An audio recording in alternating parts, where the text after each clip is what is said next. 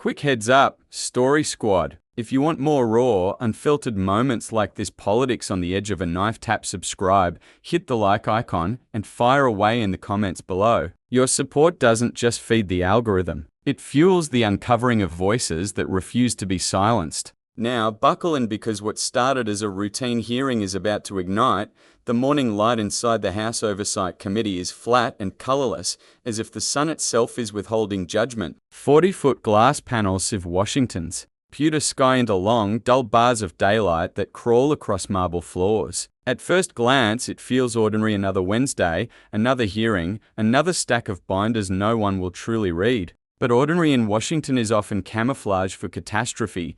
There is a hum beneath the hush, aides whispering bullet points, pen nibs tapping like distant snare drums, the soft mechanical whir of C-SPAN's lenses locking focus. Every microphone glows a silent red eye. Fewer than 2,000 viewers cling to the livestream, unaware they're about to witness a fissure in the nation's FAADE. At the center of the horseshoe dais sits Representative Jasmine Crockett, Texas. Blue blazer, gold pin, color-coded notes sliced with neon stickies. She's not here to fight. She's here to dissect. Precision is her language. Across from her, witness chair 2, Karoline Leavitt reclines with practiced ease, ex-Trump press flamethrower, 20-something charisma, lashes sharp enough to cut a soundbite in half. She flips through prepared remarks, each page snapping like a flag in a brisk wind. One woman wields data, the other dynamite. 10:01 am, the gavel's strike ricochets through the chamber, first beat of a symphony nobody asked to conduct. Leavitt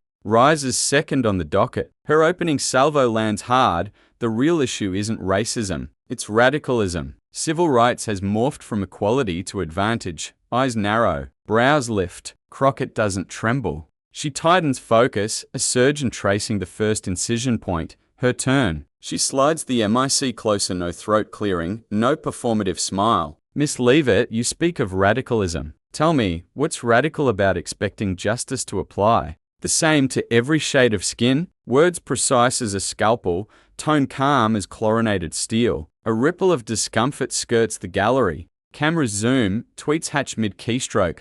Leavitt answers with a grin sharpened by ideology. I call it responsibility. America's tired of the race card. The phrase hovers, acrid as smoke. Crockett leans back, eyes narrowing not in offense, but analysis. She loads her next question, muzzle down, safety off, then barely audible, as though intended for the shadow between thoughts. Leavitt mutters, maybe you'd be more comfortable back in the zoo. The syllables don't echo. They detonate. Silence becomes a living beast, padding across the floor, claiming breath after breath. Reporters' heads snap up, phones fly from pockets. Record buttons bleed red. Crockett removes her glasses with stuttered slowness, the gesture a bell toll. She doesn't blink. I'm sorry, she says, voice a scalpel's edge. Would you like to repeat that for the record? Leavitt's confidence flickers, a candle meeting wind. The chairman shifts in his seat, equal parts decorum and dread. Twitter's view account rockets 10,000, 30, 50 hashtags coalesce like storm cells.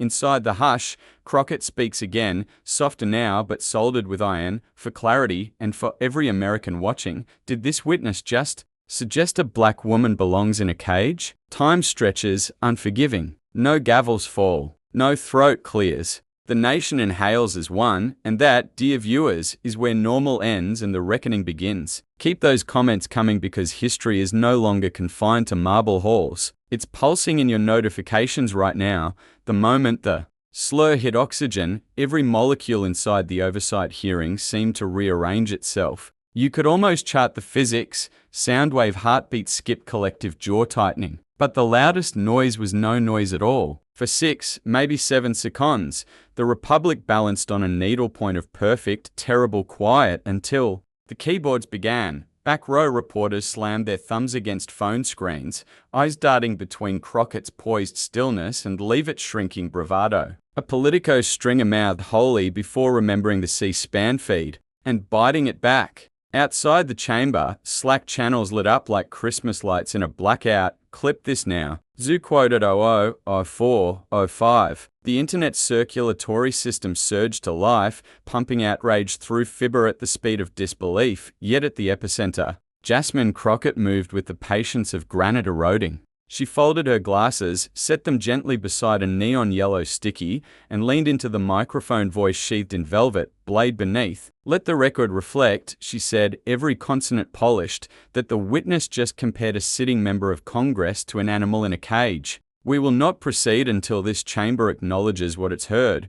The chairman blinked twice, as though someone had toggled the language setting of his reality. He cleared his throat, managed a half sentence about parliamentary order, then surrendered to the gravity in Crockett's gaze. Across the horseshoe, Leavitt's smile curdled. A bead of sweat traced her hairline, vanishing into concealer. She gripped her transcript pages white-knuckled now, as if holding on could rewind the room. Outside, the hashtag zoo comment vaulted to the top of X's trending list in under 9 minutes, leapfrogging a celebrity divorce and a Champions League. Upset, TikTokers began stitching the slur with archival footage of civil rights marches. College freshmen who'd never tuned into a House hearing were lip-syncing Crockett's razor question, "Did this witness just?" adding subtitles in neon fonts. Even algorithmic indifference bowed to the spectacle.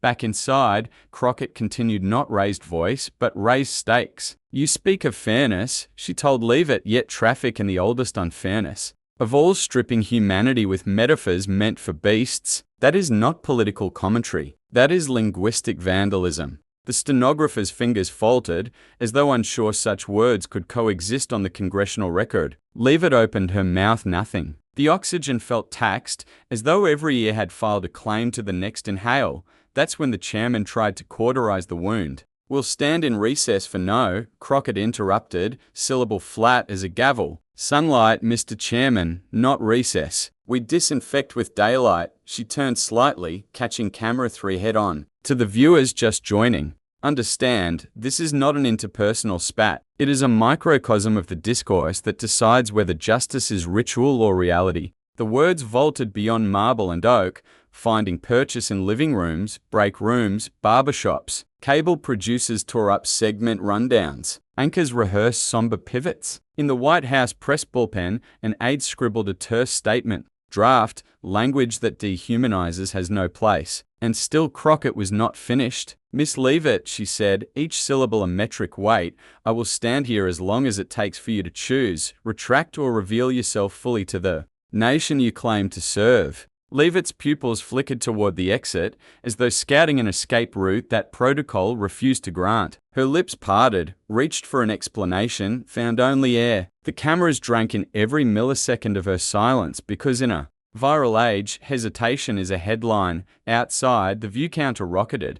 200K, 500K, then the 7-digit threshold that christens a clip historic. Historians will later debate policy implications, activists will parse jurisprudence, but ordinary citizens watching on lunch breaks felt a simpler narrative forming, dignity squaring up against derision in real time, no commercial break to blunt the impact. Finally, Leavitt managed to sputter defense. It was a figure of speech. But the phrase dissolved on contact, acid meeting steel. Crockett tilted her head in clinical curiosity. "A figure of speech," she echoed, soft as snowfall. "Then sketch the picture for us. Who is the animal, Miss Leavitt? Who holds the key?" No response. None was needed. The silence answered more truthfully than any prepared talking point ever could. Committee order was eventually restored. Gavels tapped, witnesses sworn, charts referenced. But everyone in that room, and millions now tethered to it by pixels, understood the hearing had shape-shifted into something raw, irreversible. The zoo gates, once invoked,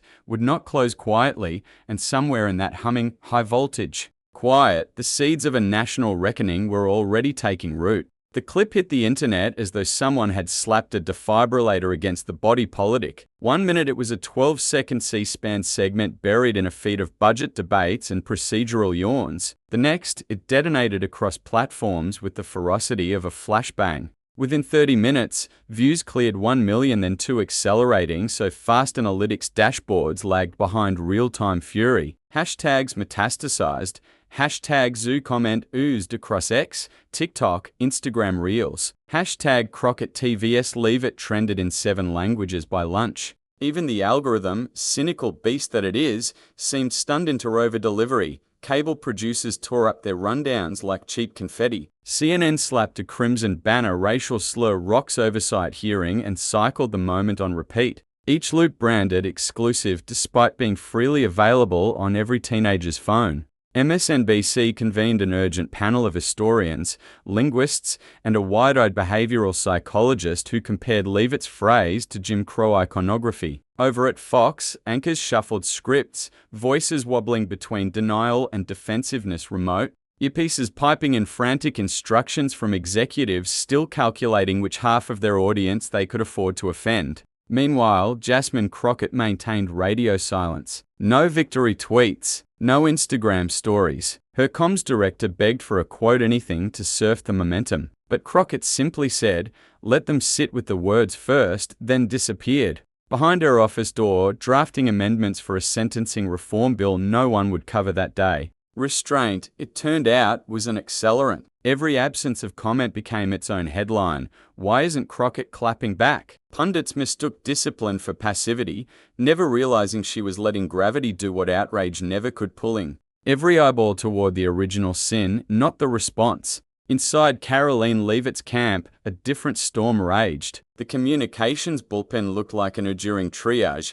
Half-finished statements littered desks, phrasing debates ricocheted between senior advisors who suddenly discovered synonyms for misinterpreted the way desperate miners discover false gold. A junior staffer suggested a clarification tweet. He was overruled by a lawyer who muttered admission of intent like a curse. Donor emails ping-ponged in, considering suspending support until this is resolved. One influential PAC board member wrote a single line. What exactly did she mean? And attached no greeting, no sign-off, no hope. By 2:17 p.m., the White House podium bore the weight of the moment. The press secretary stepped up, eyes stern. "There is no place in our democracy for language that dehumanizes," she said, each syllable measured to avoid naming Leavitt while unmistakably eviscerating her. The statement lasted 43 seconds. Footage of it consumed 4 hours of news cycle chatter. Half the country nodded. The other half opened group chats to strategize how to spin zoo as a benign metaphor only to abandon the effort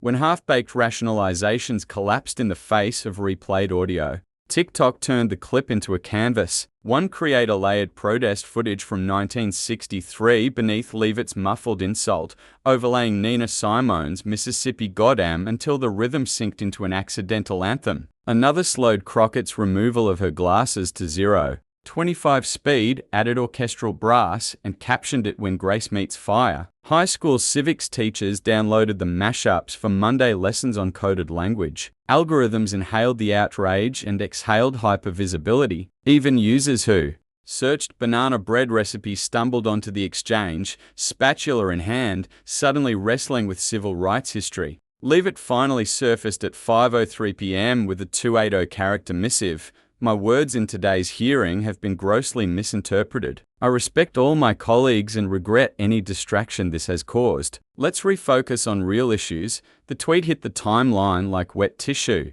Replies mushroomed by the thousands: journalists, veterans, suburban MOMS, teenagers not yet born when YouTube launched, calling the apology a gaslit ghost. It was ratioed 10-1 in under an hour, a public referendum in plain text. Late evening, Crockett stepped in front of cameras for the first and only time that day. No entourage, no podium, just a hallway microphone stand and fluorescent hallway glare. "I'm less interested in apologies than in accountability," she said, voice low, consonants unhurried. Language shapes law. If we allow dehumanization at the microphone, we legitimize it in policy. Tonight, I ask Americans to decide what they will normalize. 35 seconds, then she walked off. No Q&A. That walkaway moment sparked its own media tremor clip stitched onto the original, views doubling again. Leavitt's silence had felt defensive. Crockett's brevity felt seismic, like tectonic plates locking into a new alignment. Across the country, churches announced Sunday discussions on dignity and discourse. University debate teams rewrote tournament prompts overnight. A popular late-night host scrapped comedy monologue entirely, opting for a grave, 4-minute editorial that ended, "Words matter, and sometimes silence matters more." By midnight, the numbers were surreal: 14.6 million views on the master clip, 3,200 think pieces queued for dawn publication, one congressional staffer hospitalized for exhaustion after 18 straight hours wrangling press requests. But statistics barely captured the shifting atmosphere. Something fundamental, hard to graph, impossible to poll, had tilted. A private slur whispered into a public mic had become a national referendum on who, in 2025, gets to occupy the full space of their humanity without asterisk or animal metaphor. And the thunder still hadn't reached its loudest crack. The morning sun struggles through narrow Capitol windows, painting the marble chamber in sickly shades of yellow. 3 days have passed since the zoo remark ricocheted from microphone to millions of screens. Outside, television vans cluster like migrating birds, satellite dishes glinting on the tarmac. Reporters in windbreakers huddle beneath umbrellas, gripping coffee cups and cue cards, waiting for a second act. Inside, the air smells of polished wood and stale anxiety. At 8:30 am, Representative Jasmine Crockett strides into the room 15 minutes early. Her navy blazer is pristine, her posture unyielding. Cameras swivel to capture her entrance. She offers no wave, no glance toward the assembled press pit. Instead, she slides into her usual seat, flips open a dog-eared folder of DOJ questions, and adjusts her microphone. The gesture is deliberate, business as usual, even though business now means holding the entire chamber to account. Across the horseshoe, the empty seat where Karoline Leavitt should sit, creates a vacuum of brass and fabric. Rumors swirl among aides about missed flights, last-minute apologies, staffers fumbling health emergencies, but the crowd knows why Leavitt isn't here. Absence is a confession louder than any statement she might utter. The gavel falls at 9 o'clock a.m. sounding brittle, as though carved from old promises. The chairman launches into routine housekeeping introductions, committee rules, the schedule. Each word seems to ricochet off hidden fault lines in the room. Then, when the final agenda item is called, Crockett raises her hand. Only 5 words escape her lips, but they are delivered with the gravity of a president declaring war. "Mr. Chairman, permission to speak?" A pause. The gavel hovers mid-air, suspended between duty and disruption. The chairman nods, throat tight. Crockett stands without trembling. Her folder stays closed. No need for notes. Her voice carries the weight of every viewer who watched, shared, and fought back against that whispered insult. "I rise not to relitigate spectacle," she begins, voice measured, but to address a moment of raw truth. The gallery stills. No whisper, no cough, only the soft click of cameras. 3 days ago, words were spoken here that echoed centuries of dehumanization. She continues, pacing her cadence so each clause lands like a drop of lead. "I am not seeking an apology for myself. I am calling for this institution to honor its highest claim, that every person within these walls is fully human, fully seen, fully heard." She turns her gaze slow, forensic toward the empty chair, as if Leavitt's absence still occupies space. "If our words do not reflect our values," Crockett says, "then our values are empty rhetoric. And if our highest halls tolerate language that cages a black woman in metaphor, then we have failed in our duty to justice." A murmur ripples. Through the chamber, Republican members shift in their seats, aides exchange glances, stenographers pause. The chairman exhales and invites a motion. With a soft click of her pen, Crockett has already swung the pendulum. 2 members second her request, and the clerk stands. The record will now reflect a formal apology by Miss Leavitt. The moment stretches. Then the doors at the back creak open. Leavitt appears, shoulders drawn inward, eyes fixed on the dais. She walks with the hesitance of someone returning to a room where echoes haunt every corner. At the clerk's prompting, she stands, approaches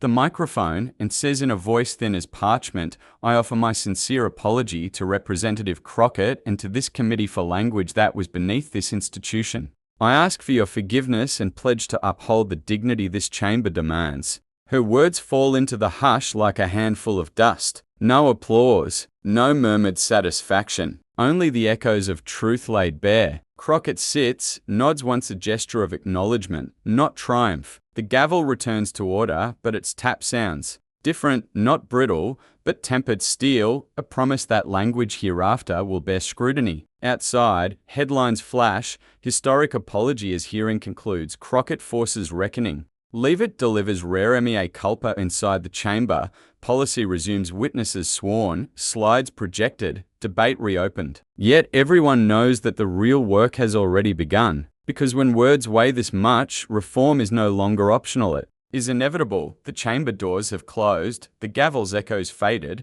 but the tremors set loose by one whispered phrase refuse to settle. In the days that follow, Washington feels smaller, its corridors and CAFS echoing with the aftershocks of a single moment of courage. Newsrooms that once prioritized pundit duels now scramble for context. Civil rights scholars are interviewed. Between morning traffic reports and community organizers schedule teach-ins on language as power in neighborhood libraries, within Congress, the momentum ripples outward. The Dignity and Discourse Act is introduced by the Congressional Black Caucus with bipartisan support, a first-of-its-kind resolution to hold members accountable for dehumanizing rhetoric on the floor. Sponsors line up on both sides of the aisle. Quoting Crockett's floor statement about words that cage, in subcommittee hearings, witnesses testify about the real-world harm inflicted by coded insults. Educators recount students bullied with animal metaphors. Psychologists explain triggers for trauma survivors. What began as a viral video has become a policy pivot. Meanwhile, Jasmine Crockett is on the move, yet her pace feels measured, almost serene. She appears at Howard University's convocation, not as a celebrity guest but as the keynote speaker. For a symposium on modern civics and moral courage, her address isn't a replay of the hearing. It's a blueprint for civic engagement, urging students to use every tool, vote, write, speak to insist that our public discourse lifts, not diminishes, our shared humanity. Social media clips from her speech become resources for debate. Clubs across the country, across town, Karoline Leavitt watches her own trajectory shift into reverse. Invitations to speak at conservative forums are quietly rescinded. Think tanks cite scheduling conflicts. A major news network, which once teed her up for a prime-time panel, now substitutes a non-controversial expert. Donors pause contributions. Some privately advising, even if we agree with your platform, the risk isn't worth it. In interviews, she attempts to refocus on policy issues, education funding, small business tax credits, but the spotlight recoils, trained on the phrase she couldn't retract. The vacuum where her political momentum once soared now fills with cautionary silence. Beyond Capitol Hill, everyday Americans carry the moment into their own lives. A small-town mayor tweets a pledge to foster civil dialogue in council meetings. A church bulletin lists a sermon series on the sanctity of speech. Parents recreate Crockett's calm on living room whiteboards, teaching children how to respond when words wound. Even hashtags fade only to yield new ones. Words shave weight. Hashtag Dignity First Dash as the original clip settles into digital law. Back in her office, Crockett pauses over a stack of case files on sentencing reform and voting rights bills. She reflects, not on her own viral fame, but on the little girls in her district watching it all unfold. She picks up the phone, calling a youth mentor in Houston. Tell them it's not enough to witness change, she says softly. We must be the change. And that is the true legacy of a single whispered insult, not just a viral spectacle, but a catalyst for connection, for legislation, for a renewed demand that our public language match the dignity we all deserve. If this story showed you the power of words and the strength of standing your ground, don't let the conversation end here. Like, share, comment, and subscribe for more moments where courage meets consequence. Let's keep watching, learning, and pushing for the history we deserve.